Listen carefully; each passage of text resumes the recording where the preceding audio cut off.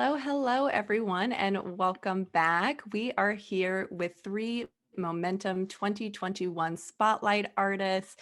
We have Andrea, we have Amber, and we have Marium, and I'm going to let each of these artists introduce themselves. Thank you so much for being here. Yeah, thanks for having us. Yes, thank you. Yay! So we are so excited to have you guys here. Thank you so much for communicating with us through this whole experience. So can each of you please just introduce yourself and give us an overview of your work leading up to becoming the Spotlight artist for Momentum? Marium, you want to kick us off? Sure. So I am a Pakistani American artist. I was born in Long Island, New York, and I've lived in Florida, and I most recently relocated to Oklahoma. And so being part of this momentum process is really new for me. I actually just found out as I applied for momentum what it was. And so that was something that was new. I'm not new to the 20-foot double-sided paintings that I did. I've done it once before, but I think I felt that wasn't enough. So I did it 3 times that size now. And so I work primarily in water-based medium and ink, and I will dabble in acrylic paint. So I do some murals, and that's just a little bit about my work. All right, Amber, why don't you take us through your work?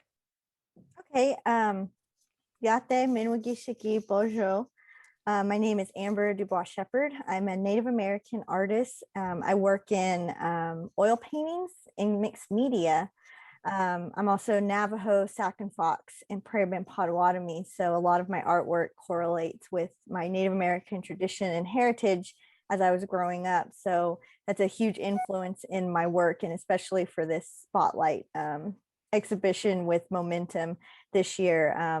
I've been a part of Momentum several years, just as a general survey artist. I've been applying, and I've been a member of OVAC since I graduated from Oklahoma State University. I think it's 2016. So I've been very familiar with the things they've been doing. So it's been interesting how they created the new exhibition, because it was like a 3-day thing and now it's like a 2-month thing. So I got to see it evolve, and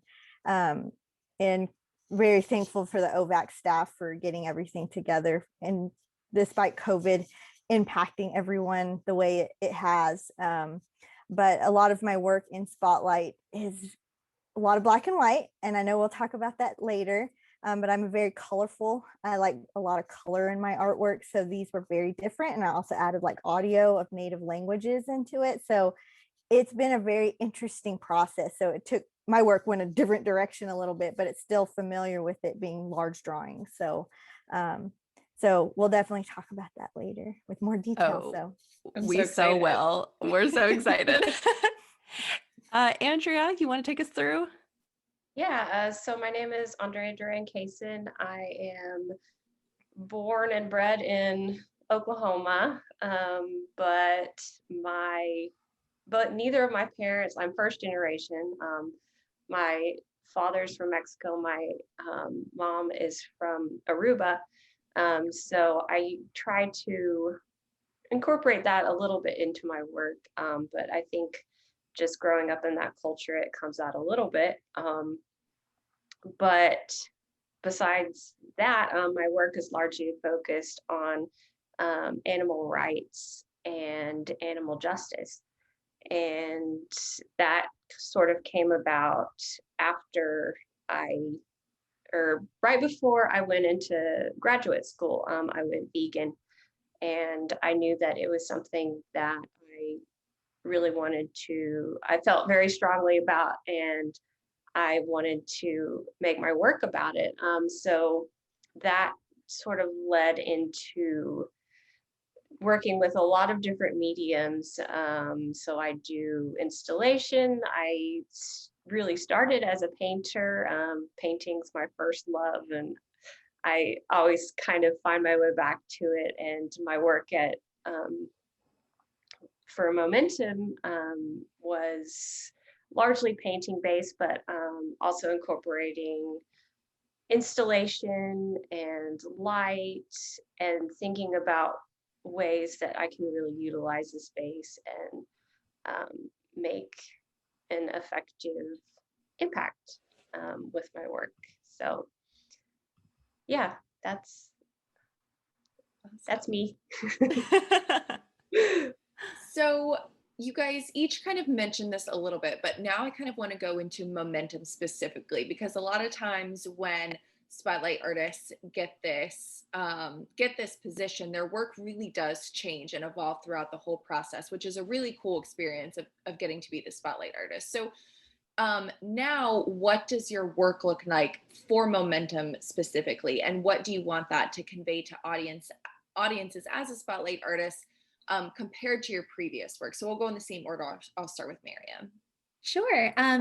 So yesterday I actually had a group of friends, now that we are all fully vaccinated, go. Congratulations. Thank you. Side effects are over too, which are great. Okay. So we went out and we went to Momentum at Living Arts in Tulsa, and one of my friends who's been looking at my art and usually comes over, she said that this is different than anything I've ever seen you do before. And I actually didn't have that thought myself. So that was really cool to hear from someone else. And so a lot of my work generally has to do with making landscapes of places that don't exist, that are inspired by memory and folk tales, and just the stories of what back home is like, or the stories of places that I've gone to that I'd like to share and convey through my work, but just with a little bit of ambiguity, enough that it can be applied to someone who is not there. So it's not so specific. So I do paintings of places like that. And so my work for Momentum had to do with the idea of home, and it had to do more with migration and that feeling of being from somewhere and not necessarily having what you expected at arrival be what you reach.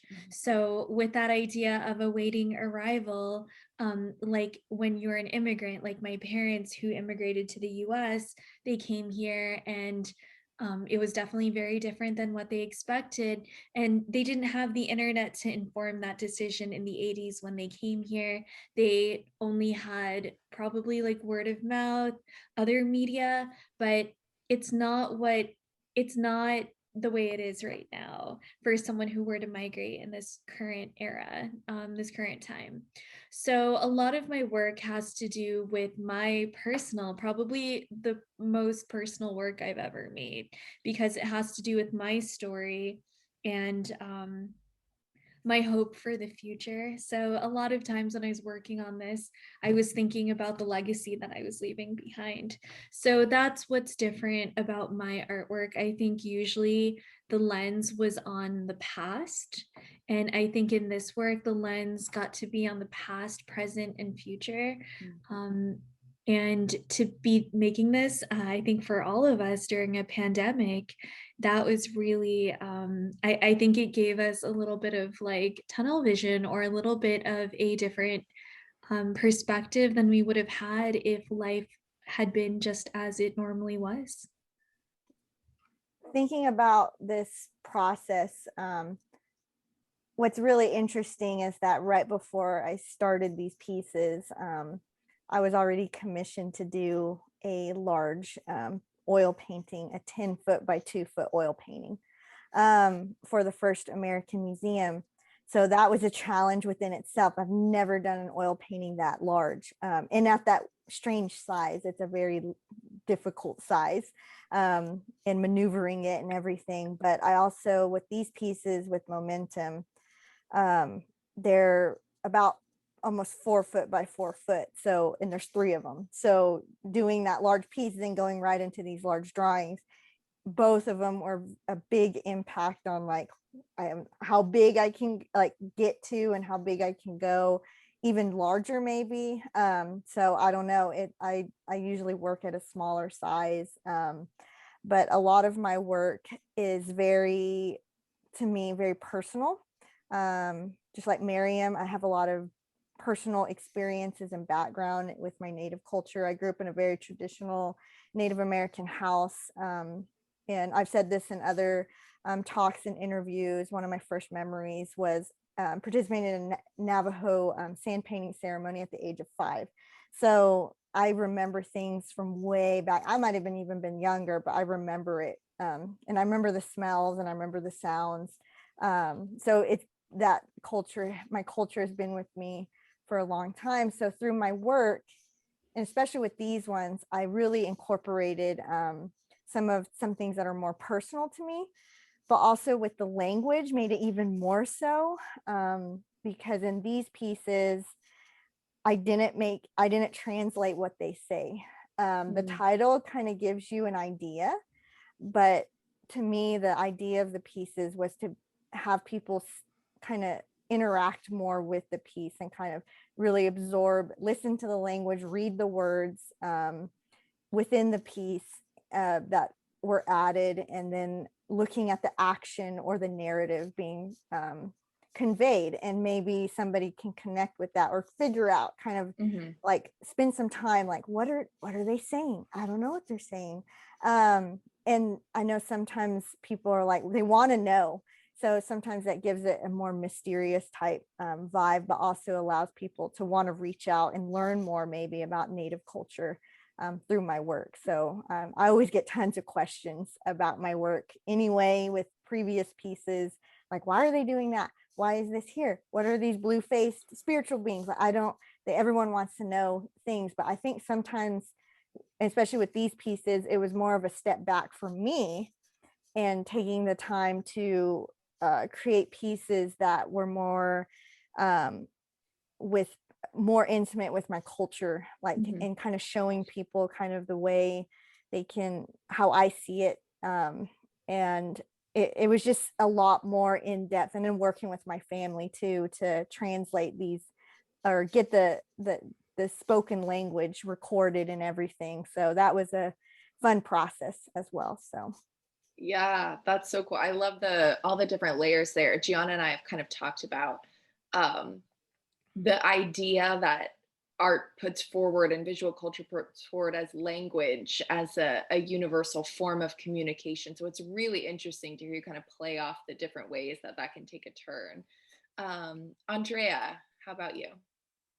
Yeah, so I would say this work that I created for Spotlight is pretty different than stuff that I've done before. And I really tend to jump around and experiment with different mediums, but kind of prior to this, the work that I was doing was more social practice based. So I was kind of thinking about food as a medium and doing performances and like dining experiences, cooking for people, and kind of demystifying vegan food and introducing it to making it accessible and less scary. And COVID happened. You mean you're not doing food performances nowadays? Right? Yeah. So I was like, man, I can't do that anymore. So I was really trying to think about, ways that I could incorporate painting, but also take it further, because I feel like in my practice, I'm constantly challenging myself and trying to take things to the next step. And I was thinking about ways that I could, manipulate painting into more of an installation, and also start incorporating different materials. Like I use the plastic bags and things, so that it was more of an experience for viewers, that they could, they can walk through the paintings, and there's two sides to the paintings. So yeah, creating more of an experience and just trying to think about painting in a different way. Which I think is just an integral part of all three of your processes as well. Yeah. I'm really excited, at the end of all this, we're going to hear your perspective about how you feel your work feeds off of each other's, but they all just mold so well together. Um, I just was so impressing all of them, particularly in the space in Tulsa. It just allowed for more room and more breadth to kind of interact with each of them. So I'm excited to get into it each individually. And I believe you're going to start off with Miriam. Yeah. So I also wanted to say, as we get into these kind of individual sections, definitely feel free, all three of you, to kind of jump in and think about each other's work. And I definitely want it to feel like a conversation. I know sometimes it's hard when you have like this many people on a Zoom call, but definitely feel free to like add different points of view. So we'll start with Miriam. Can you talk more about the materials that you use in your work? Sure. So I think generally when a person thinks of a scroll, which is my way of viewing this artwork, it can be viewed as a mural. It could be viewed as a lot of different things, but for me, it was very important that it was scroll-like because the significance of having it be at that scale of unraveling vertically as opposed to horizontally was something that I just found very appealing. So my biggest influence currently has been Mughal miniature painting. So that's miniature painting that was done during the Mughal era in Pakistan, what was once Hindustan when they were together, India and Pakistan. So this time period, I had the privilege of getting a research grant while I was an undergrad. I went to Florida State University and I got to study the miniature painting process while I was in Pakistan. So if you're familiar with the artist Shazia Sikandar, she also practiced and learned that style at the same institution that I learned in. It was in Lahore, and so that's in the Punjab region. So the reason I mention this is because there's no manuscript on how to do it. It's basically a skill that you learn from someone who is already an expert at it. So it's an acquired skill. And when I do teach it, I say that I'm teaching modern miniature painting. I'm not teaching it the way that it was traditionally taught. Like if you're getting your supplies at Michael's and Hobby Lobby and Blake, then you're not doing miniature painting. So, or you're not doing that miniature painting, I should say. So that miniature painting required like catching a squirrel humanely and cutting the hair off of the squirrel's tail, and that was your brush. It was attached to a piece of string and with bamboo, and the paper was made at the university and a tea stain was applied to the paper. So all of that had to do with the processes that I knew. So a lot of my art history that I learned was very European. And so I was thinking about the dichotomy between something that is, like you have chiaroscuro and like different things where you have the beautiful lighting. You have trompe l'oeil, where you have things that are meant to look more like reality. And there's all of these different things that are happening in that world, in this world. And so I felt like sometimes when I didn't want to paint that way, maybe I just would be stuck in like what people considered henna designs forever. And I always felt like I had a lot to offer, but I didn't know what that would look like. And so when I learned miniature painting, I felt like a need to actually I felt a need to be honoring the past, but then also paving my way forward and doing that in my art practice. So I wasn't going to stick to that traditional skill. I was going to go and transform and do that. And I'm not necessarily an interdisciplinary artist. I have tried a lot of different things, but I do feel like my first love, like Andrea, is painting. So somehow I always go back to painting, and that painting, when it's done in watercolor, that also is something like miniature painting. A lot of the pigments for miniature painting, it's zinc powder mixed with what we use for watercolor now. So I have shells that I wish I brought one with me to this table, but all of the pigments are in shells, and all these years later, so like 10 years later, I can add a drop of water to it and reactivate that pigment again that was in the seashell. So aesthetics are really important in how you're working traditionally. So the seashells being all together, I mean, important in like your mental health, like just your feeling of like, I want to be here and I enjoy this. So one thing that I like to do, and this all goes back to my momentum work, I promise. So one thing that I like to do is like draw in my journal. So like I am a left-handed person. I really care about how I can just open up a sketchbook and not have my hand constantly dragging over the spine. And when I find a agenda, or I find a planner, or I find a sketchbook that works for me, that's home. Like that's so comfortable for me. The materials matter for me. I always use my favorite pouches that are aesthetically pleasing. I use cheap brushes. I definitely do, but I have my favorites that I do use. And a lot of that has to do with just the process. So the process starts way before you even work, I feel. So all of these things come together.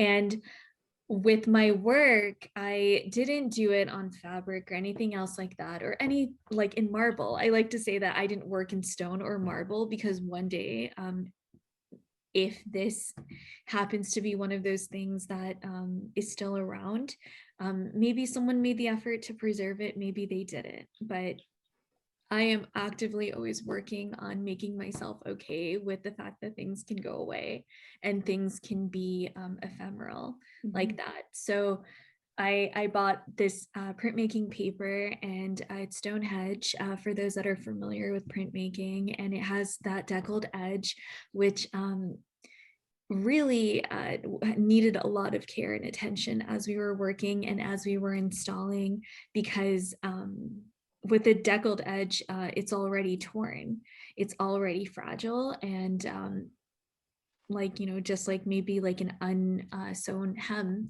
is an unsewn edge. So with that in mind, a lot of what I did, the work that I did, the materials that I used holographic paper. I used a lot of things that maybe people typically wouldn't classify in the fine art world, like Cricut vinyl paper was my favorite thing during this process.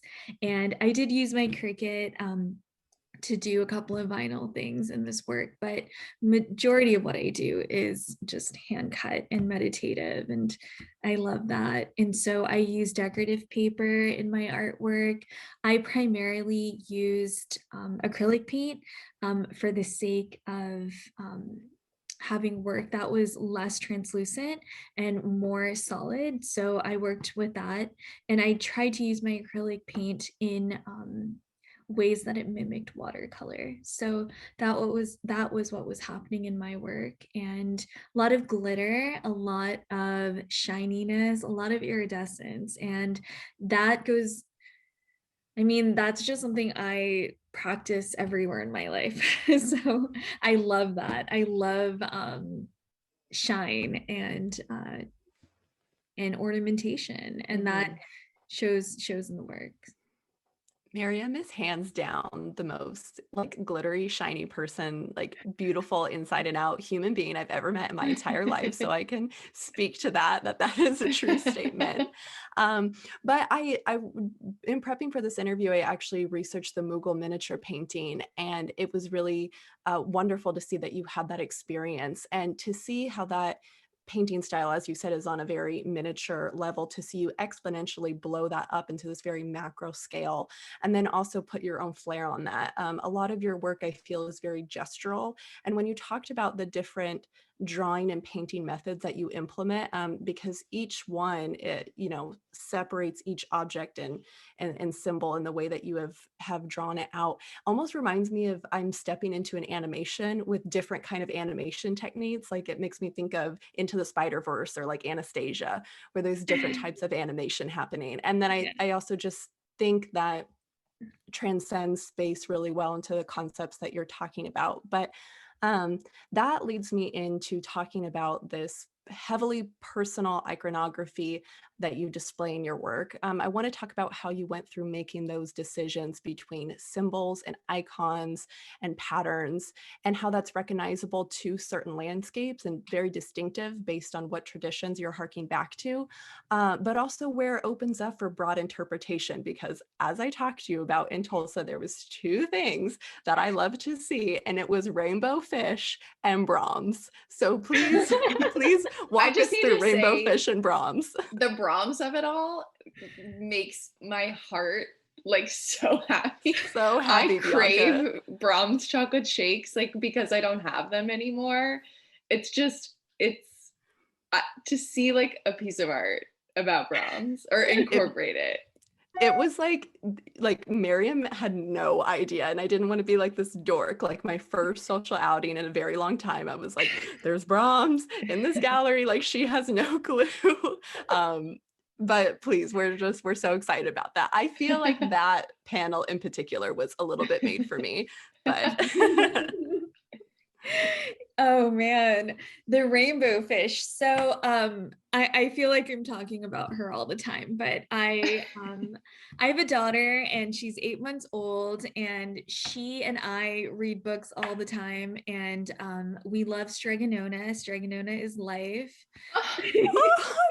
I love Stregonona. Oh my gosh. Stregonona, rainbow fish. So when I was a kid, we read Rainbow Fish, and I thought it was about something very different than it actually was about now that I'm reading it as an adult. So I thought Rainbow Fish was like super nice. I thought it was kind of like that story of I don't know if it's like an old Buddhist story, but where it's like or it's like folklore, where like you don't give away everything that you have, you keep what you have, and you know, you keep something for yourself. You don't give everything away that you have. You don't give away your shoes and your clothes to leave yourself naked. So that's what I've always thought Rainbow Fish was about. And that shows you, I read it as a kid and like never again after that. And like all these years I've been like, wow, like whenever a moment like that has happened in my life, I'm like, that Rainbow Fish. And like Rainbow Fish is not about that at all. So Rainbow Fish is actually about a fish that is so vain for being so beautiful. There's another fish that is like, please give me your skills. And Rainbow Fish is like, no, like these are my skills, go get your own. So I'm like reading it to my daughter and I'm like, my life is a lie. So anyway, there's a lot of times where I could not just like go as when I was single, just like go and like work and just spend 9 hours at a time on my work. So in the evenings, I had just this very precise time, 6 p.m. to 9:30 at night, where I was working every night for like 3 months on this work. And I could have easily spent a year on this and kept my sanity, but I thought it'd be fun to not. And so yeah, so this 3 months that I did, I had the evenings, and sometimes I just needed to do work, or like I was just sitting there and I'm just like watching her, and like she's not doing anything, and like I could be working right now. So Rainbow Fish was bred out of that time. So I drew it for her, and then she really liked it. And I asked my husband, I'm like, she really likes it. And he's like, literally, you can put like something else in her face and she's gonna forget about it. Go put it in your work. Because I was like, I don't think I can put it in my work. I think she wants it. Like, I think she needs to have it. And he was like, just put it in your work. Like, you spent 2 hours on this rainbow fish. So yeah, so in that sparkliness, that glitteriness, I just felt like as a kid, I was like, oh, like that can happen. They can do that to books. And that was just I was sold. So your original question was so rainbow fish, and then the other thing, Brahms. Yes. So I live near Brahms, and I don't know, when I moved to Oklahoma, I'm like, why is this ice cream cone like everywhere? Like, Some It's good the ice cream. shit. yeah, it's Some so good ice good. cream. It's good ice cream.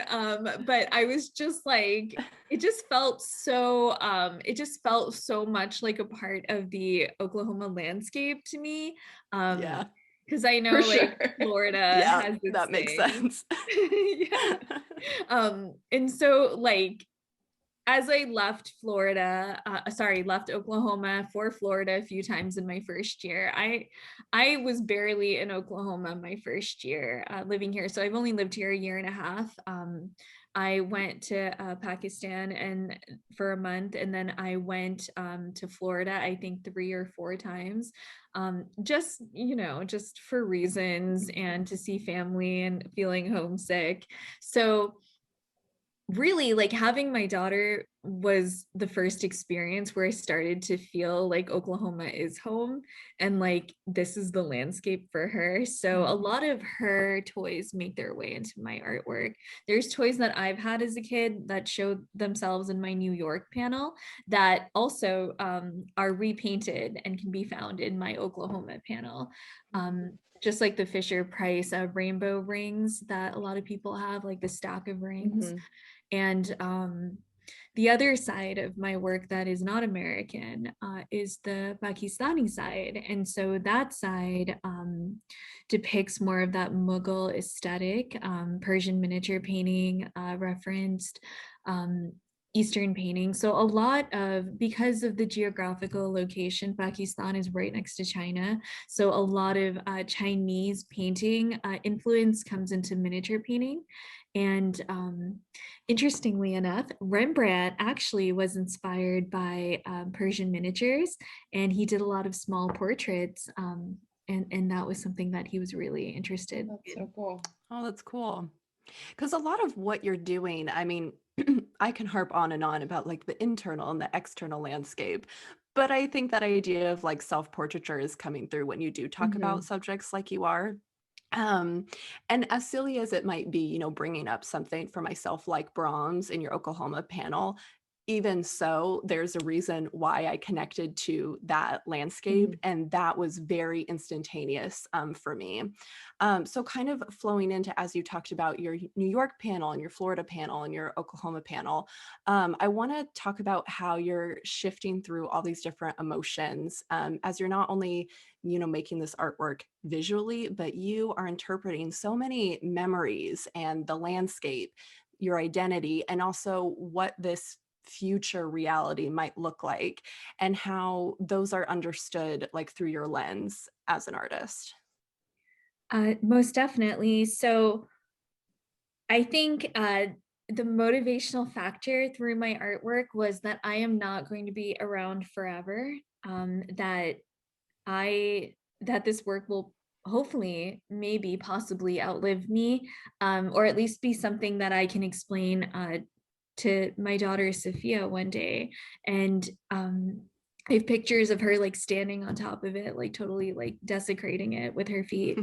But that is just, that's hers. Like that's her home. Like everything that I've built is like her stage. It's what she's gonna have next.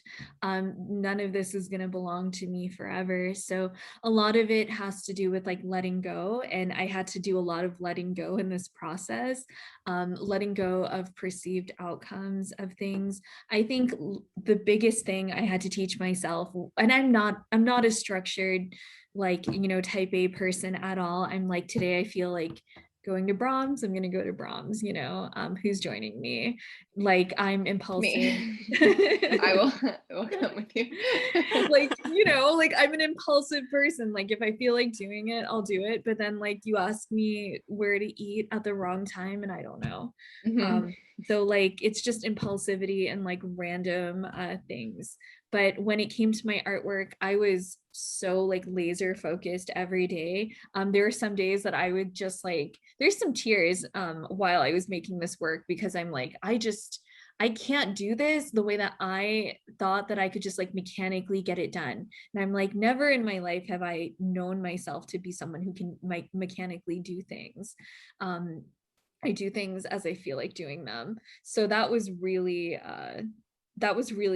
hard. Sometimes I had to think about what I wanted to do and what I had to do. So like I had to overcome that. Like I'm also someone who produces art like at night. So I like when the whole world is asleep to just be doing work alone.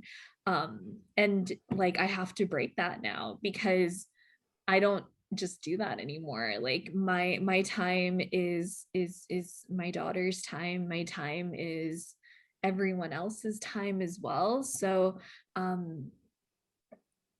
there's no more like 10 hours straight at this moment in my life, and that's okay. That's fine. But a part of you also kind of like mourns that a little bit. So I talked to someone who said that after you have a child, your body goes through a grieving process. And so when I had her and I started this work, she was 4 months old.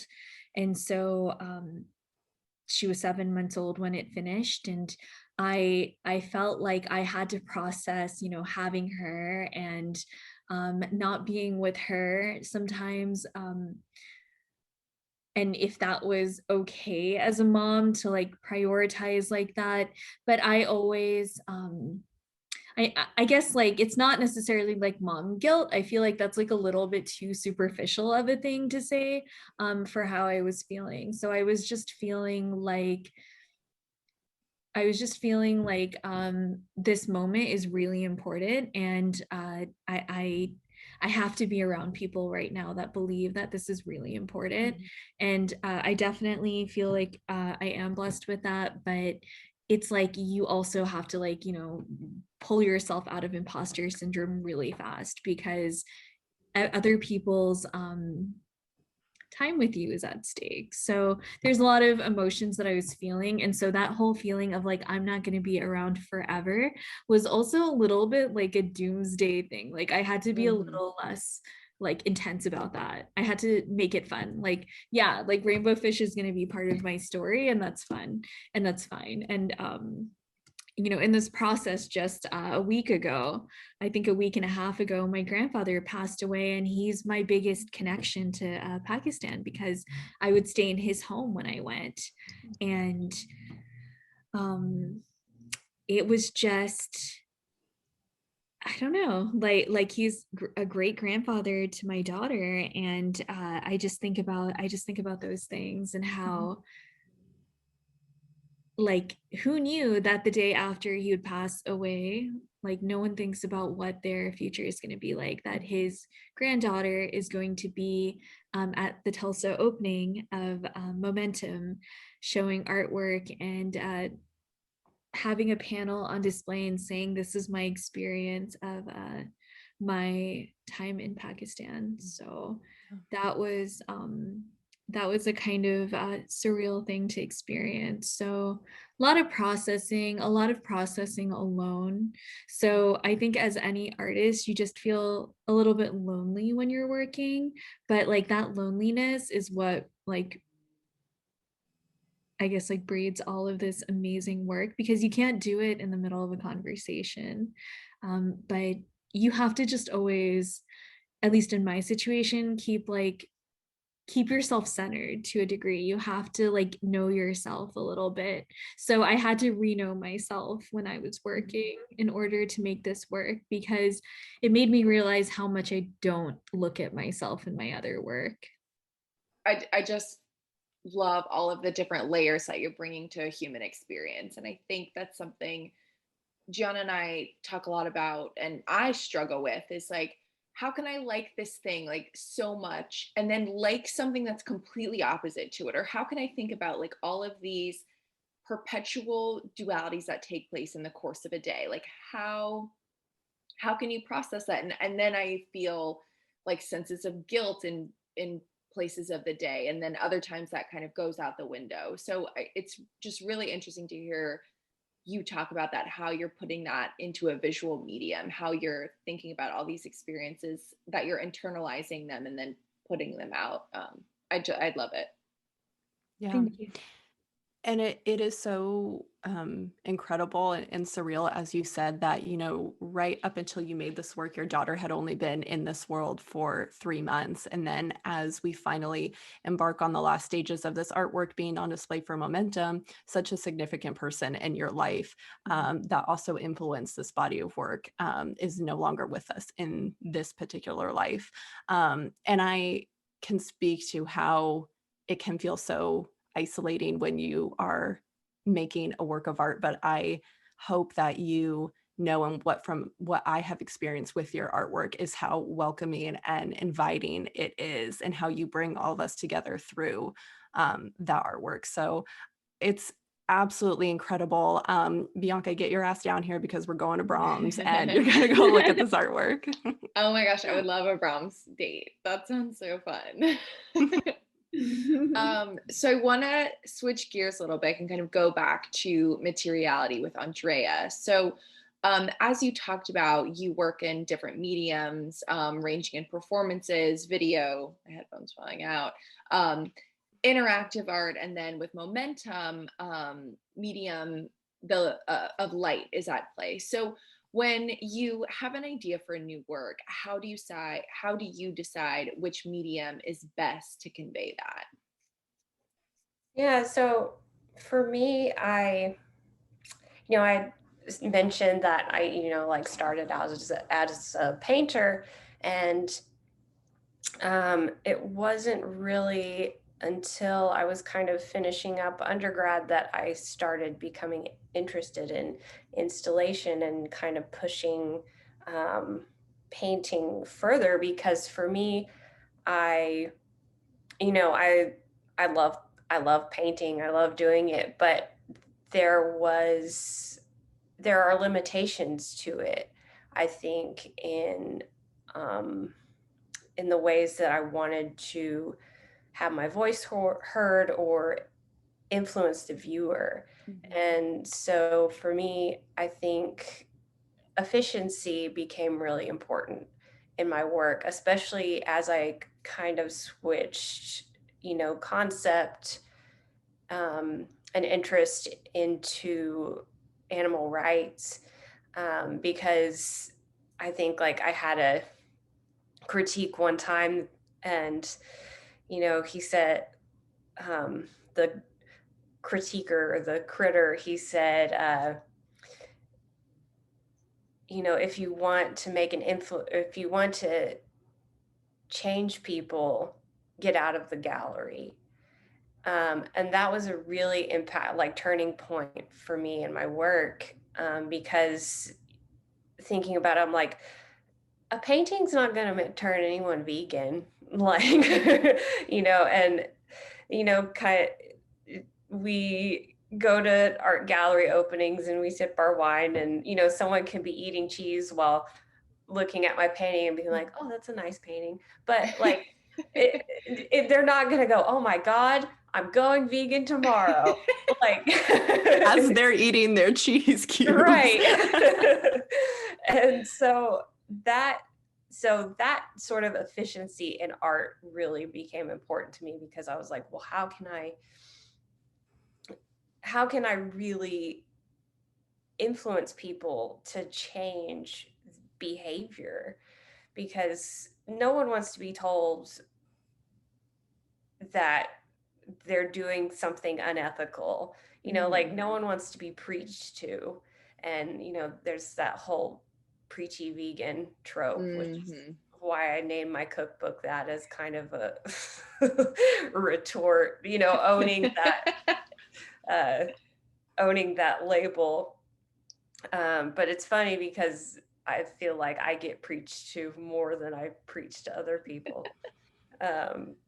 But yeah, and also like being very conscious of the fact that people don't want to be preached to, and for a while, I was, I think, a little bit too cautious of stepping on toes. And people had a very like, ugh, kind of reaction to my work where they were like, you're being very judgmental.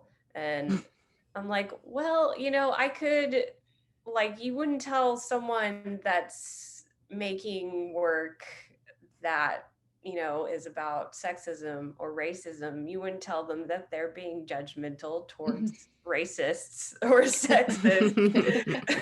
Like, but I mean, I don't know, it's to be expected, but You would be surprised. People will find a way. As a person who has made work about inequality, you'd be surprised some of the Yeah. commentary. Yeah. I mean, you can never please anybody, and that's what's great about art, I think, is, I kind of learned to step on toes gently. Instead of stomping, I just kind of tiptoe.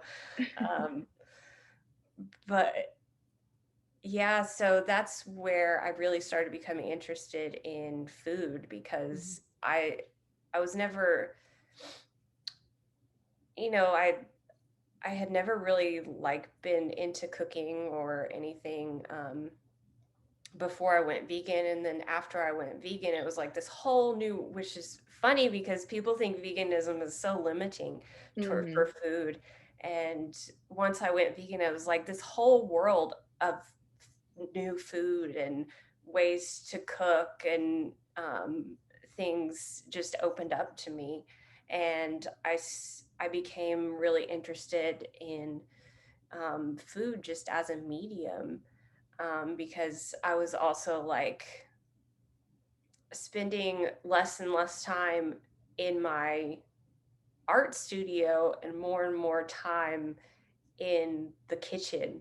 And I was like, why is this? Like, I don't feel like I'm not making art.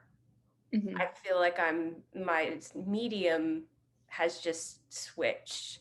The medium that I'm interested in working with has switched. So the kitchen kind of became my studio in a way, and my medium changed. And, I kind of thought of it as, food was the best medium for change, because, or in influencing other people, because cooking for someone is like an act of love. Absolutely. And like, people are generally grateful when you cook for them. And so cooking for someone, it's cooking for someone good vegan food, not bad vegan food, because and so also just like learning more and more of how to perfect vegan food and make it like so good that when someone tastes it, they're like, oh, I could do this. Like, this tastes exactly like other dishes that I love, and like showing someone that they can change, or to be more considerate of how they consume, and conscious of the life that they're taking by consuming meat and dairy, but doing so in a kind way. And and it's not telling someone to do something, it's kind of planting that seed. So that's really what led me into doing like cooking classes for people. And I was actually like very surprised that like there was a lot of interest in these cooking classes. And I think it really like it, I was, up until that point, I was like such a cynic.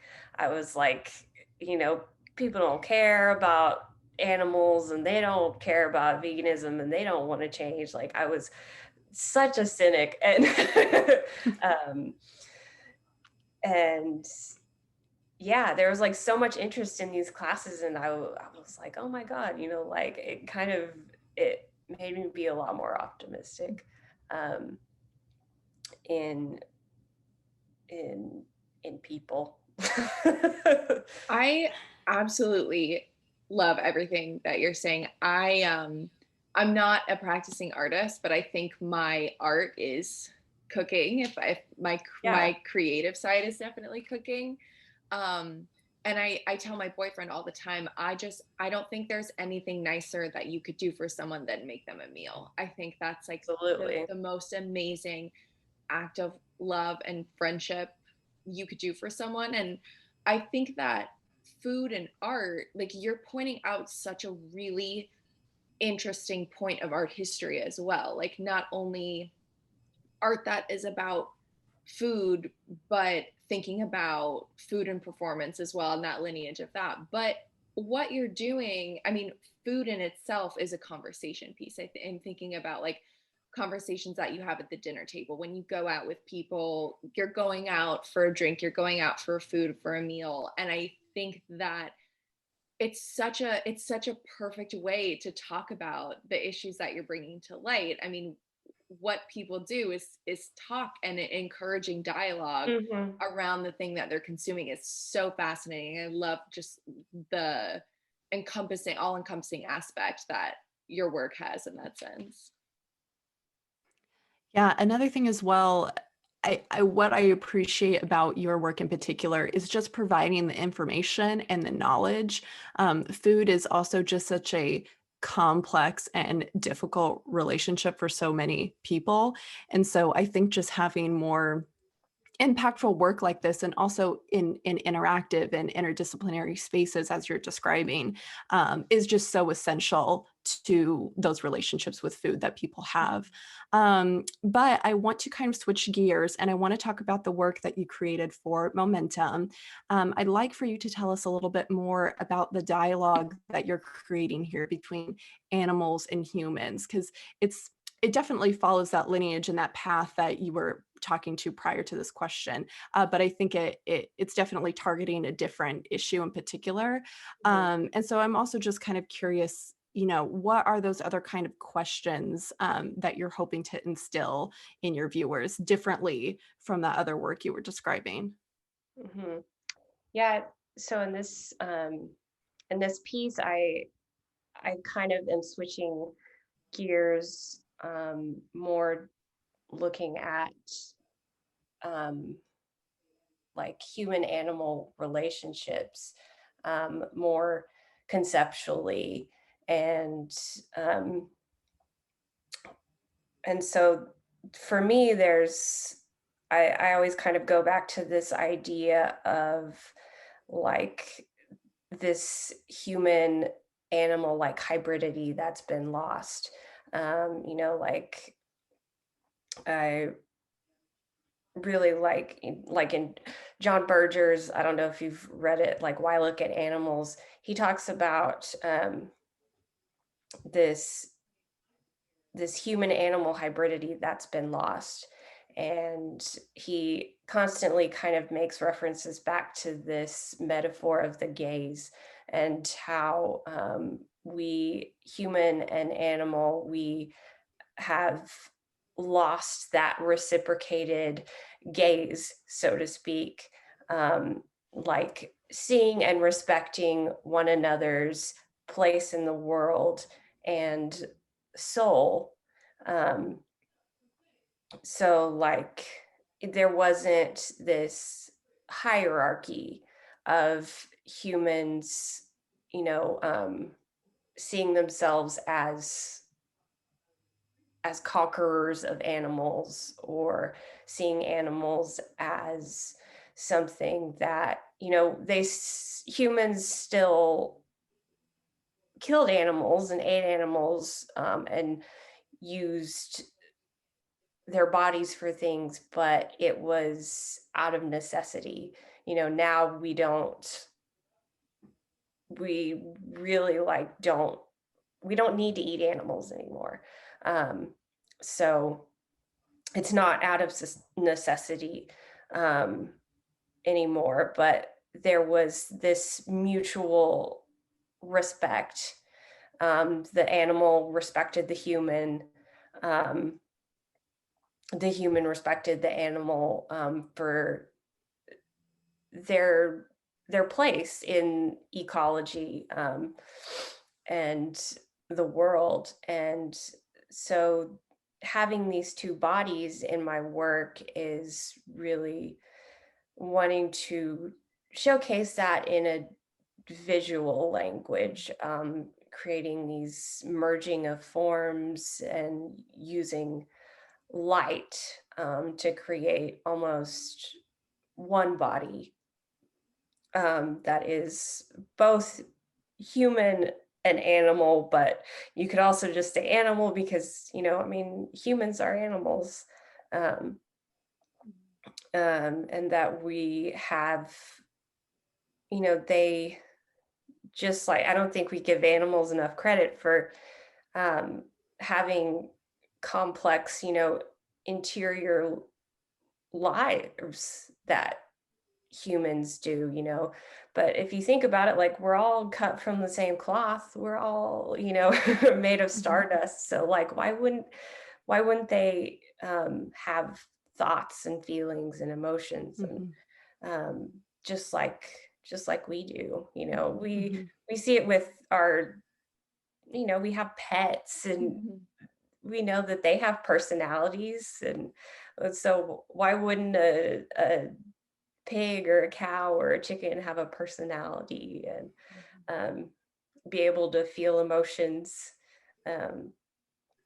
towards one another like we do.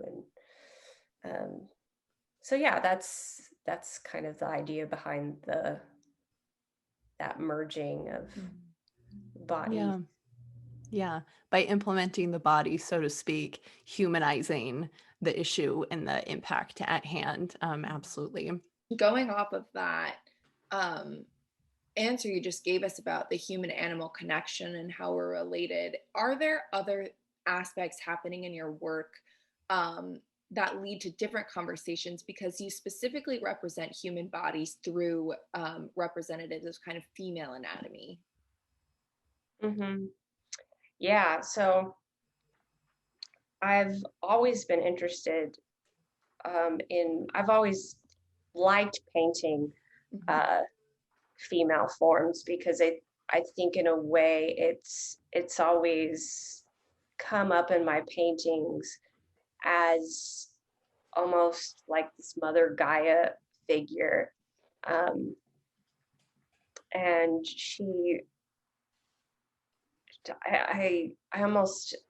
I see all of these women in my paintings are kind of the same person to me in a way. And she's kind of everyone. This like this feminine being that represents all of us and is like motherly.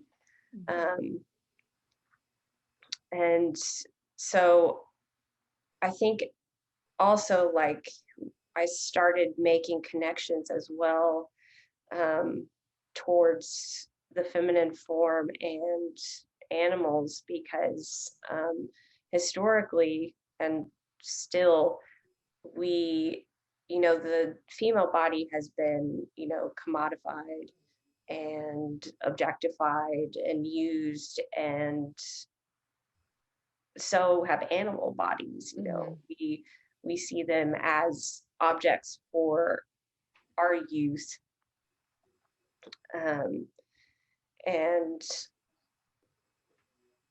And yeah, that the female has, also been, there's a lot of connections between the female form and the animal form.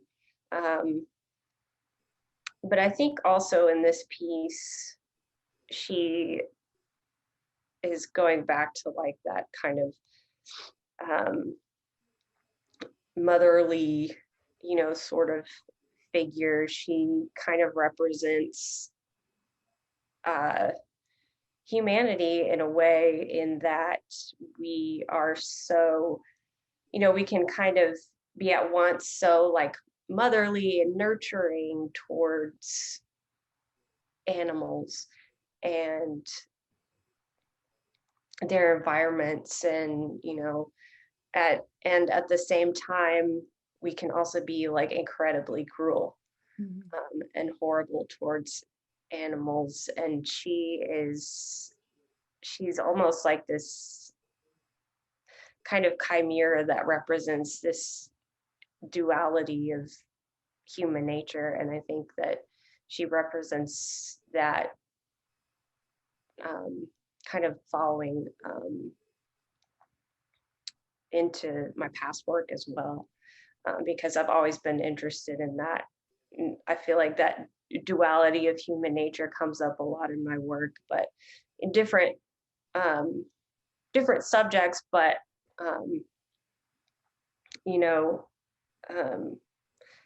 there's still that kind of underlying interest in duality of human nature and these ingrained ideas that we have as a society that we don't necessarily question, like eating meat, or the place of religion, or like this like underlying sexism and things like that. So yeah. I love one of the pieces that you have in the space with the spotted cat. I want to say, was it a lynx cat? Ocelot. Ocelot cat, close. But with that one being so translucent and being able to see that pattern being replicated on the body, I thought that piece in particular was very successful. I think it's very fair to say that all three of you are really challenging traditional painting, which is so cool to see, but because you guys all have that background from painting, and the way that you're reconfiguring that is so wonderful. And it's so kind of funny to me when I think of just like my knowledge of painting or like master artists, the duality and using both sides of the canvas makes me think of something like an old like Da Vinci, like there's this like almost like secret code or like secret message, just like a fun thing that I think of just as a viewer in this space. But thank you so much, Andrea. I think it's time to move on to Amber. Amber, the new work that you created for Momentum differs so much from the work that I've had the pleasure of experiencing in the past. And also at 21C, that goes for all three of you currently, in that these works are primarily done in very monotone color, black and white images. And I was hoping that you could talk about the decisions that came about using that color palette and those visual aesthetics and this particular concentration that helps shape your current narrative. Yeah, creating those pieces was more of a big break in like a fun way of exploring black and white, mostly the color differences of my normal pieces. My normal pieces are very bright and colorful. I love lots of color. And with my black and white pieces, it was very different, and I got a different tone and a different feeling from it. There's a previous piece I did back in, I believe, August, that was going to the Speak While You Can exhibition that was led by Tony Tiger, but that was at the Living Arts too. So what's interesting is that there was a piece that I created in there that's all black and white that had all the text, and it was a conversation between I had the help of my dad and my stepmother, and all three of us sat down and I made a script of a conversation between ourselves and they played the ancestors and I played myself. So it's like this conversation you're having, and it's all in Sac and Fox. So I put that translation, printed that onto a piece of fine art paper, with the help of a local photographer here in Shawnee. He helped me get that together. And then I brought that home and then I did Sac and Fox designs around the edges. I had an Indian house on the bottom where we do our ceremonial feasts. And then I put like oak leaves kind of representing Oklahoma. There's all these trees here with the oak leaves. So I was adding those textures into that piece. But there's a translation, like the translation part kind of talked about it. You could scan a QR code and you could listen to the language being spoken. I really want to thank my dad because he's the one who kind of helped me with the audio. He's a Native American flute player, so he was able to add like bird sounds in the background. Then he played some flute in the beginning, and got that all together. So it's a very more setting you up in the moment, because when you're at the Indian house, it's our little lodge house. It's out in nature. So it's very like you hear birds and all kinds of different animals out there. So it's almost like this conversation. And the reason I added that Indian house was because when we do our ceremonial feasts, it was always told to me that that fire that's burning within there is our link to the other side where our relatives are. So if we give out our tobacco or aquane to that fire, they'll hear our prayers. But also while we eat in there, whatever we eat is also going to our relatives on the other side. So they're eating with us the same time. So they're having their own feast on the other side. And it's just a moment where spiritually we can be in that moment. And with the language, it's very important. A lot of our ceremonial doings are in Sac and Fox. I'm not a fluent speaker. I'm working on it. So, and it makes me feel like I'm more connected to my culture, especially. And then having Native American names, and for my clan, which is Mahwe, which is Wolf Clan, my Indian name is Mokimashi. And just by having that name, I am, for those spiritual beings in that space, that's how they know me. That's my name. They don't know me by my Western name, Amber. They know me by my traditional Sac and Fox name. Same with my mother's tribe, and there's Navajo name. That one we keep a little closer to the chest, and that one's for family members only. So those spiritual beings know me by that name. They don't know me by Amber. So when I pray, I always mention my name. So translating these languages, and it's just about me. And when I submitted to Momentum, that was one of the pieces I submitted, but I also submitted an oil painting that was super colorful. And that lends itself into the pieces for the black and white because it's almost like segmented. You can see it on my website. It's Mother Earth, Father Sky, and the Medicine Keeper.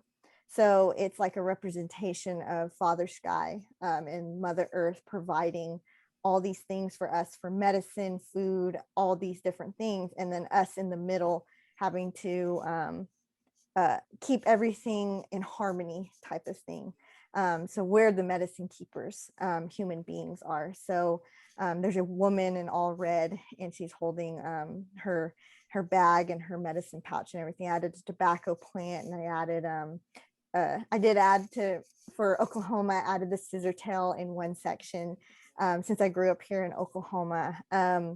So with those pieces, and that's what helped get my pieces submitted for Spotlight. So talking with Pablo and Kristen were very encouraging, going, you should try black and white. They said, just try it. And I said, I don't know. So I'm like, I like color. I like bright colors, but I do like charcoal. I've played with charcoal in the past, and it's really fun. I've never done it for any of my, more of like put it in my sketchbook or get a piece of paper and just play with it. And it's really I'm a messy artist. So when I work, I end up getting paint somewhere, everywhere. And then I end up putting my hand somewhere and go, why is there paint on my hand? So I get really messy, even with charcoal. So talking with them, they really enjoyed the piece that was black and white that I submitted, but they really liked the way I had created this different style with my oil painting, because it's like 3 different sections, and then the figure in the middle kind of coming out. So I was like, how can I incorporate both of those and like blending them? So that's kind of where I decided to create. And then also it was Pablo and Kristen that were like, you should go big. You should go big if you can. Try it. Just try it. And I did. I was like a little intimidated to do such large pieces. I have the material to do it. Like I had everything, fortunately, to do it. The boards were already cut, everything. I worked a little bigger when I was in college, so I still had my wood boards to staple to. So I just cut the paper out and I was like, okay, I guess we're doing this. But it did take like maybe a month of planning. So I'm very much one of those that has to plan everything out. I have to brainstorm. I have to sketch in my sketchbook. I have to I got reference photos. I looked through all my previous photos of my family, trying to see if I could, and photos of myself, and for all these different pieces. And then also having to think about, what am I trying to explain in this piece particularly? And I wanted to include all three of my languages and tribal people that I'm a part of. So for one of the first pieces I did is Notha's prayer. Notha is father in Sac and Fox. So there's a man, he has his little embers going, and he has some of his regalia on, but there's some contemporary to it. He has like a striped, like plaid button-up shirt. So, and then you see his Wranglers and his boots. So I really want to emphasize like today Native people. So that's always been something continuous through my work, is representing Native people today. So I had these little things, and people love them. They just like, oh, I like that lawn chair. I always get comments on lawn chairs in my pieces. They're like, my grandma had that lawn chair. It's like, so they were like, relate to it. They're like, oh, so this is like now. So I really enjoy that. So with my these pieces, it was like, what do I want him to say? So I asked my dad, can you have one of your Potawatomi prayers to have it? And he has one. He has his prayer he had written down long ago. He got it from another healer that he knew, that knew the Potawatomi, and he passed that down to my dad. So my dad has it written on his piece of paper that he keeps folded in his wallet. He carries it with him everywhere, but he's memorized it now, but it's still there. So I asked him to speak that for me, and he recorded it, and it sounds great. It's very peaceful. Then the second piece I did was with all me. There's like 4 of me, and my mom, when we were being brought up, my mom always told me, you're walking in various worlds.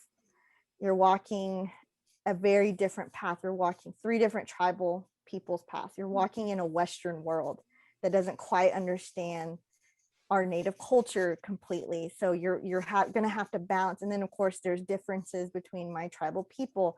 My mother's tribe, Navajo, is a matriarch. Women are more in charge of certain things. There's a lot of female ideologies in there. But then my dad's tribe are more patriarchal. So they're more of the men are in charge of things. But there doesn't mean that one's more or less than the other. All women, men, children, elders, they're all very important. But there's just these little bit of hierarchies depending on what was going on. So I walked these multiple paths. So that's that one that represents all 4 of me is that. And that one includes my Sac and Fox, Potawatomi, and Navajo languages in it.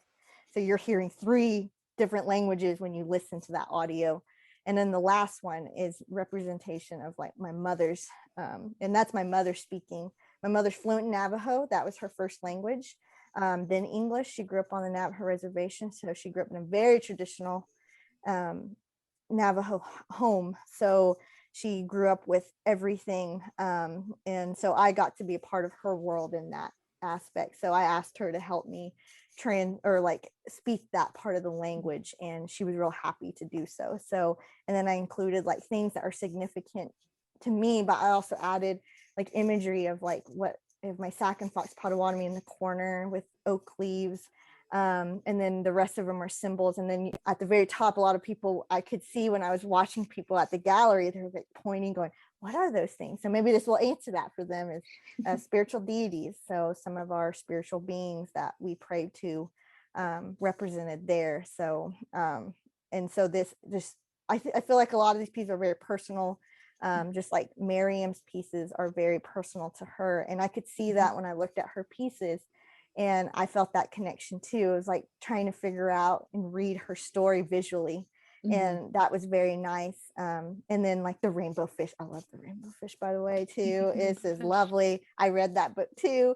And just having, and then Brahms, of course. I always get Brahms every morning before I go to the museums, and I get their biscuits and gravy sometimes. So good. So good. It's so good. There's these things, but then seeing Marium, seeing her her culture from her family in the Middle East area and how that's drawn in there. And so I felt that connection on that side definitely through. And it is interesting how all three of us have this. It's weird how we have this connection of things, because with Andrea's pieces, I really connect with hers because as somebody who's Native, we are taught at a very young age, especially if you're traditional family, we have to respect these animals as we grow up. It's so much so that when I go to restaurants and they stab the bread, we cannot eat that bread. We can't. We have to tell them to take it back. I said, you can't, and we have to explain to them for our traditions and our culture, you can't just stab the bread. So like we'll go to restaurants, and it's a lot of restaurants do it, and they'll stab the bread in the side or on top, but we just can't do that. And so it's, to us, it's disrespectful to our food. And especially with the animals, sometimes we use them for ceremonial reasons, but there's a certain way that it has to be done to be respectful. So like my husband, he's a hunter. He's had to learn when he goes hunt that he carries tobacco with him. When we go out, and my brothers or father, uncles go out to hunt, they have to take tobacco with them. You just can't go out and hunt deer and then just take it and then it be a trophy type of thing. We use that. We use all the food. We're trying to figure out how to use the pelts for our ceremonial doing. We are trying to respect that animal. So with Andrea's pieces, I really connected with that, and I think it's very important. And I encourage you, Andrea, it's like maybe look into some of the Native, and I'd be happy to help you too. And in case you needed a reference for a culture that does, a lot of my cultures were like that. We're very respectful with our food. There's a reason why, because they're beings that we're borrowing their energy and power to help ourselves in the future. Even with plants, like if we're gathering sage or different tobaccos or things, we don't just take it. We don't just go out and rip it out of the ground or cut it down. You actually are supposed to, as I was taught, everyone's different, but as I was taught, you just don't take it. You have to give it an offering, and you have to thank that plant for giving its life to be a smudging material for your cleansing of your house. So I have sage that is finally growing outside. I've been waiting so long to get that. So when I go out there, I'm going to cut it. I'm going to thank it. I'm going to give out maybe some tobacco to it and thank it for helping me. And same with any animal. So that's why I think sometimes, like looking at all of our pieces, it's very interesting of how that all kind of cleans together. And I think it just speaks to my pieces as well, just all of our experiences that are really included into our art. So that's kind of where I ended up at. And I think with all three of us, it's just been a great experience. And then learning a lot from both of my fellow spotlight artists. Yeah, that's so beautiful. And it's just, I think, kind of back what Andrea was saying earlier about forming those connections and just taking that step to have a conversation. I think that, Amber, what you're saying just puts it so beautifully, is that what the three of you are doing together is just opening up so many different dialogue points for your audiences to interact with. And it's just so beautiful. I am curious if the three of you have just talked about the similarities and composition of all of your work, or if you've talked about that with Pablo. It's just so interesting how that enveloped between the three of you in creating those different narratives in those distinctive spaces. Have you guys talked about that at all, or is that something that you just noticed when the work was finally on display? Well, I can speak to that a little bit on my side. I haven't had that distinct conversation, but like internally, I've definitely like made the connections and the jumps. When I saw Andrea's work, I was very much thinking about and attracted to how you didn't feel like it needed a ground, and it didn't necessarily need to feel like it was hanging off of something. So it felt like suspension, and it felt like something that definitely does break the norms, I guess, like, like physically and metaphorically, of the space that it's in. So I like that. Like, the wood that you used was raw wood, as opposed to like a canvas that is all polished and sanded down. And so when I saw your work, I liked the fact that it wasn't as I guess like it wasn't like as like refined in like my work. It's traditionally in a frame. And just like Amber's work was in a frame that day, well, these days, for momentum. And so there were certain parts of my artwork that just like maybe like rainbow fish, and there's an elephant stuffed animal, and a couple of things like I have a ground and a background and a middle ground and a foreground in some areas, but some areas my work, the objects are just suspended. So in the beginning, I did have that thought of, does it need to be like on a shelf? Does it need to be sitting on something? Like the pictorial plane was always modifiable, I guess, able to be modified. And with Amber's work, it just reminds me of what I have been doing. Also, I think, Amber, if I am correct, you're also working on printmaking paper.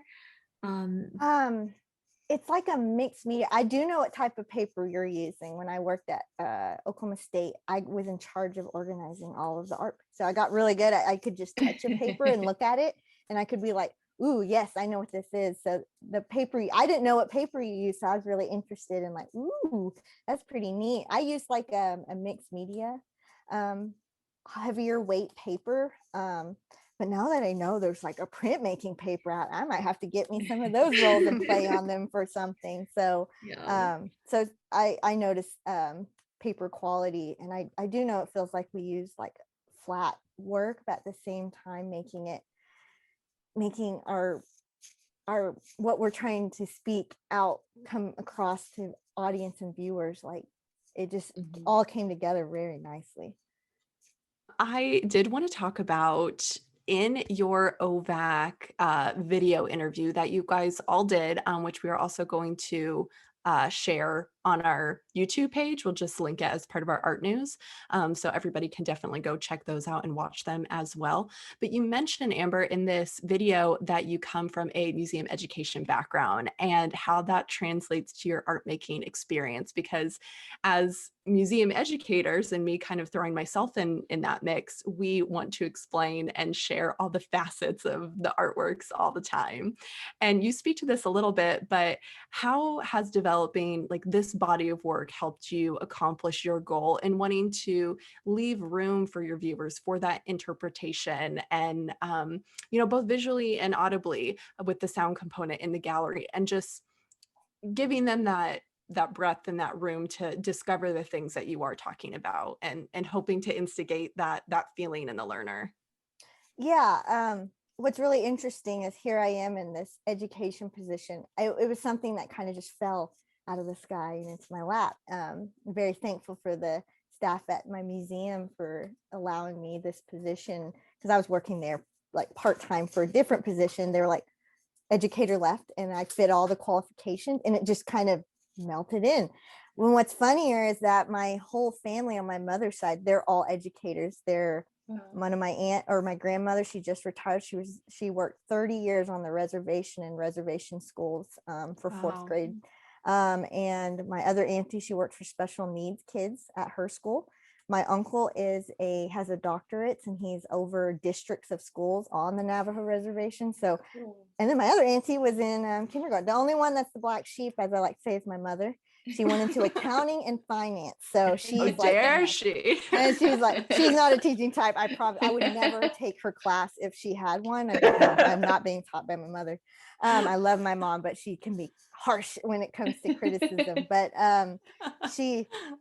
for me, it's kind of interesting how I'm falling into this. But I feel like I'm in a balance of my mother's ideals and my family's ideals. But being an educator, yes, you have to, it's almost like you have to know everything, because we, at our museum, we're the only museum that has Egyptian mummies in our collection in Oklahoma. So y'all are welcome to come visit anytime. Just let me know. Which museum is it? The Maybe Guerra Museum of Art in Shawnee, Oklahoma. So we used to be on what was St. Gregory's, but then when they bankrupt, now it's over at OPU. So there's this whole thing. That's a whole nother story. But part two. Yeah, part two. But we have Egypt, we have Roman Greek, we have medieval African art, pre-Columbian art, contemporary, and then of course my favorite section, Native American. So and then I've been revamping the Native American section, like getting more information into that section. Previous educator was like telling me she needed help in that area. She goes, "You're perfect. You would help us excel that area of Native American culture and including that into with our dose. I'm in charge of docents. I'm in charge of tours, everything over there, education-wise classes. So in my idea, I have to learn all this stuff. I have to explain when people ask me a question. They call me, they text me, they email me. We need to know about this piece. Thankfully, I have an awesome curator there who's awesome at answering questions I don't know. So what I really enjoy is teaching people. But when doing these projects, I was talking with Pablo and Kristen, and even Pablo said, it almost seems like in a lot of your work, which I agree with him.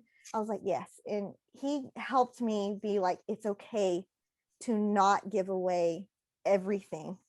Like in your titles, he goes, you can keep them simple. You don't have to explain everything. And then in your description, he goes, I know on some of your websites, you'll want to add all these things like explaining the whole piece. Mm-hmm. He goes, you don't have to. He goes, just put it out on paper. He goes, the way you're executing your work up to this point, he goes, has been great. So in these pieces, think about that. Think about, what do you want to share? What don't you want to share? So the biggest thing I think for me was not translating what was being said. Mm-hmm. And so when people come to those pieces, I know for some people, it could be frustrating. It could be like, I want to know what they're saying. How come I don't know what they're saying? Or people might say, why didn't you put something in there for translation? She should have. And it's like, well, some of them are like private in a way, like my father's prayer, he uses that for his prayer doings. But I wanted people to hear traditional Potawatomi language. I wanted people to hear Sac and Fox language. I wanted people to hear Navajo language. In the Navajo language one, that one's a shortened part of a longer prayer that many Navajo people can stand up there and listen to that and go, oh, it might bring them home. Even if they're here in Oklahoma, they can look at that. Oh, I feel like I'm home standing in front of the mountain and praying there with where my traditional people are. But then somebody else may come in and go, I want to learn more. I want to learn more about this culture. And that's kind of where I decided to subtract from what I normally do, which is as an educator, explaining everything. And I think now that's going to be a big part of my future work, I think, because it is true. Maybe I don't need to explain everything. I just need to make the art. I let the art talk. That's the thing. And I think that's with all of us here. We put so much info, Marium's and Andrea's pieces, like we want to have the art explain our ideas and to share our thoughts with everyone else through the art.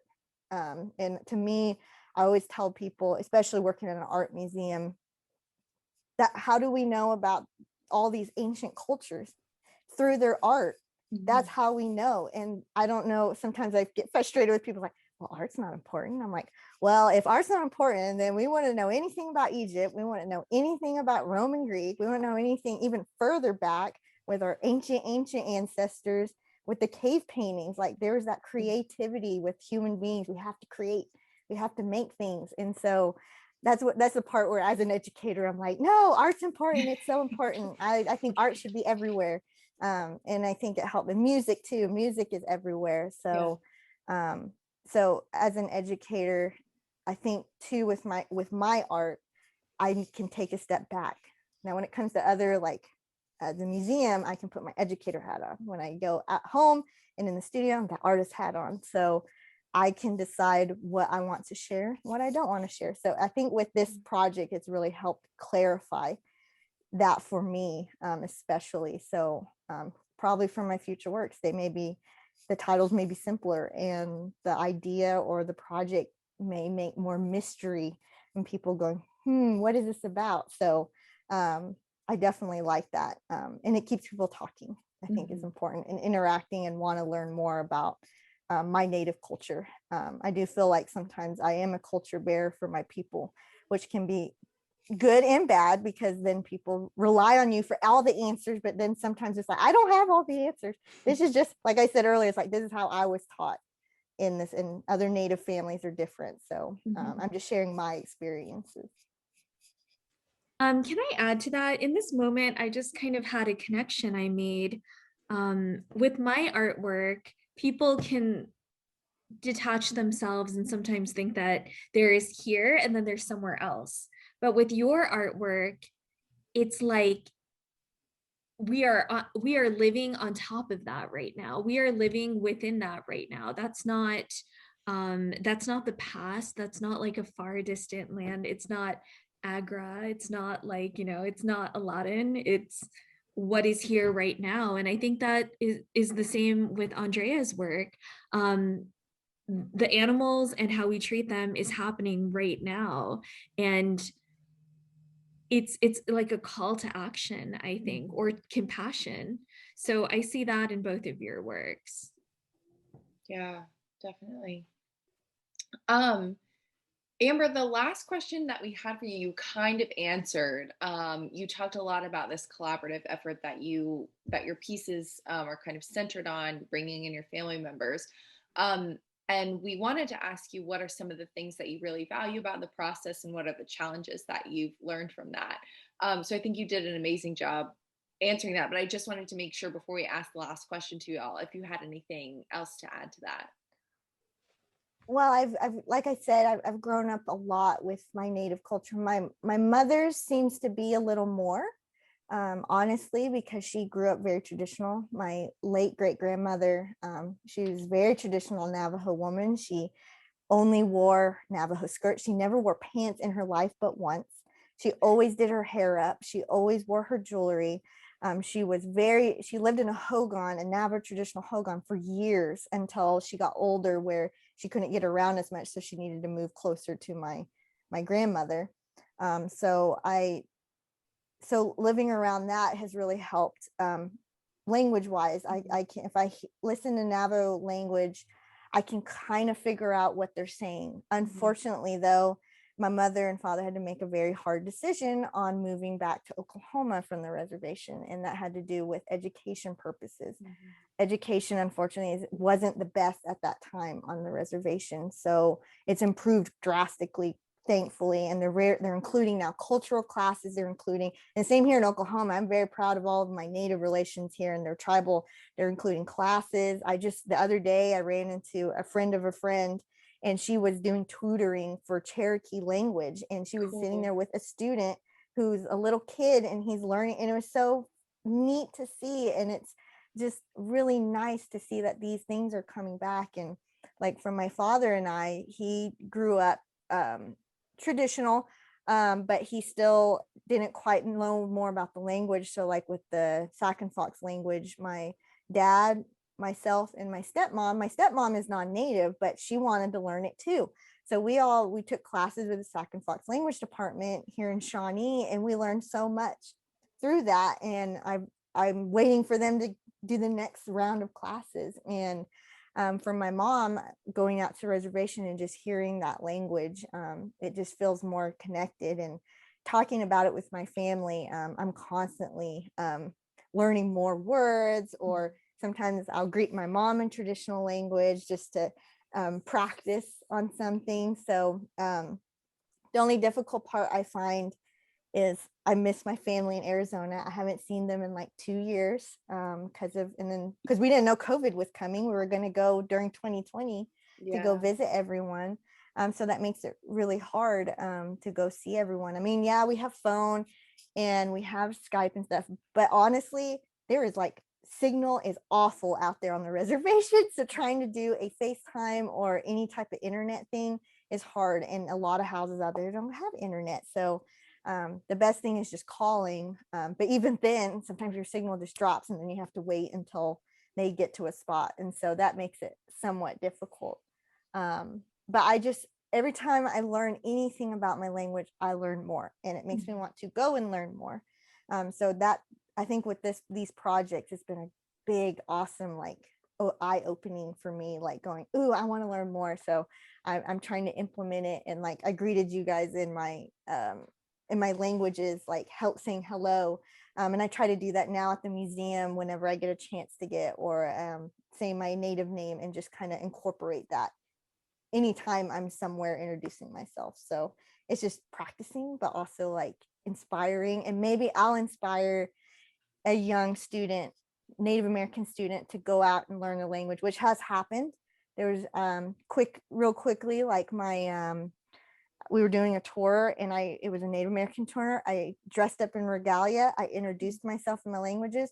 At the very end of the tour, these two little girls walked up to me and they were like, Mrs. Shepherd, they said, I'm Sac and Fox too. And I'm like, really? And they said, yeah.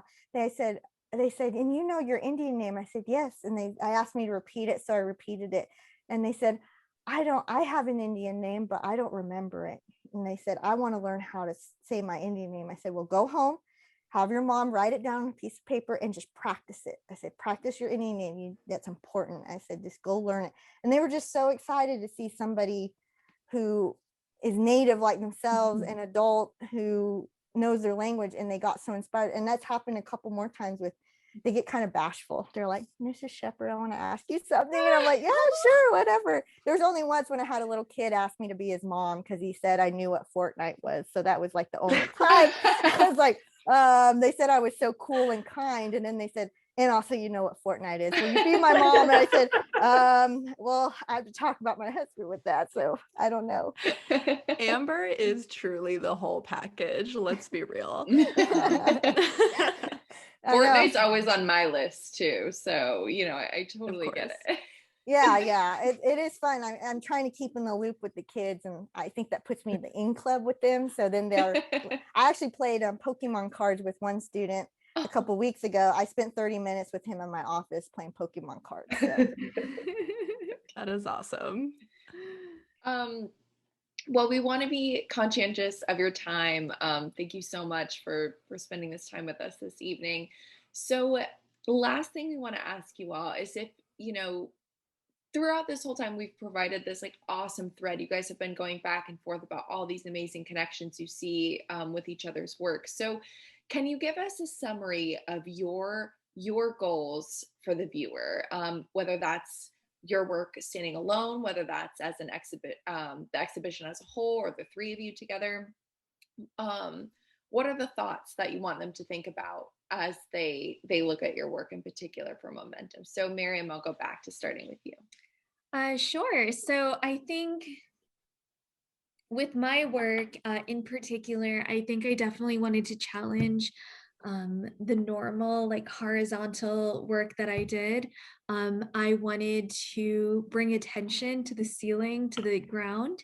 So a lot of like what I think about, I'm like a daydreamer. I love looking at the stars. I like looking at the moon. I'm like, did you see the moon tonight? Like, and then like something that I always found, it's so cheesy, but something that I always found inspiring is that like that moon that we're seeing tonight is the same moon that I saw like as a child, sitting in the back of the car, just like waiting till we got home from New York City and just staring at that moon that was following us. So just inspiring, hopefully, people to find artwork in places that they don't typically see it. So I like what Andrea had to say, what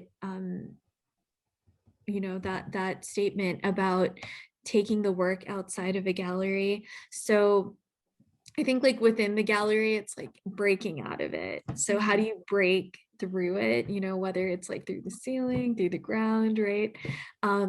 I thought that was like an interesting kind of thing, and just how everything, I think a lot of people made this connection during the opening of like the aesthetics in this show. I think that Pablo and Kristen just did a fantastic job of maybe like just stringing their own story with all of us together, and how in Norman the work reacted to each other in a smaller space, and how it reacts to an industrial looking space in Tulsa, and the environment, I think, around it. Just it's so there's a place for every work at this show, and everything is so, and I say this that I was just floored when I saw Momentum. So if this interview happens, someone happens upon it after the show is over, I hope that you do visit the pictures from this exhibition, because they are just it's truly all like every chapter needs to be read in my mind. Andrea. Yeah, so I think I kind of am a believer in that. Like once the work is done, it's kind of it's it's not really a part of me anymore. It's really up to the viewer to interpret it in their own way. And everyone's life experience is going to tell them how they want to interpret the work. But I hope that generally the viewer can come to see these figures being merged and kind of see themselves within the animals, that their habitats are being lost and their environment is being taken away from them through human pollution and human, it's all us. And to have, because it's easy to say that, or view that it's corporations, or it's someone else, but to have some personal responsibility as well in small things that you can do, in just small changes to your habits, that you can do in your everyday life, and just be, respect animals, and because we're, like I said, we're animals too, and their disappearance impacts us, and their well-being impacts us as well, not only physically and environmentally, but also emotionally as well, because kind of one of my favorite quotes is Leo Tolstoy. He says, "As long as there are slaughterhouses, there will always be battlefields." So yeah, I'll leave it on that. And Amber, why don't you finish up for us? With my work, I just would like the viewer to spend time with my native cultures, I think is the biggest thing. There's been so many misconceptions about Native people, and this whole country is our traditional native lands. So like, I think more emphasis should be on Native people and the truths behind what happened to our people. And Native people are still suffering from historical trauma. my family is. I've overcome some things that had affected my family long ago, and I'm still fighting those off. And I just pray the next generation will have less and less of that trauma as it goes on. But with my work, I think one way to combat stereotypes for my Native people is by Native people making the artwork and talking about our Native cultures.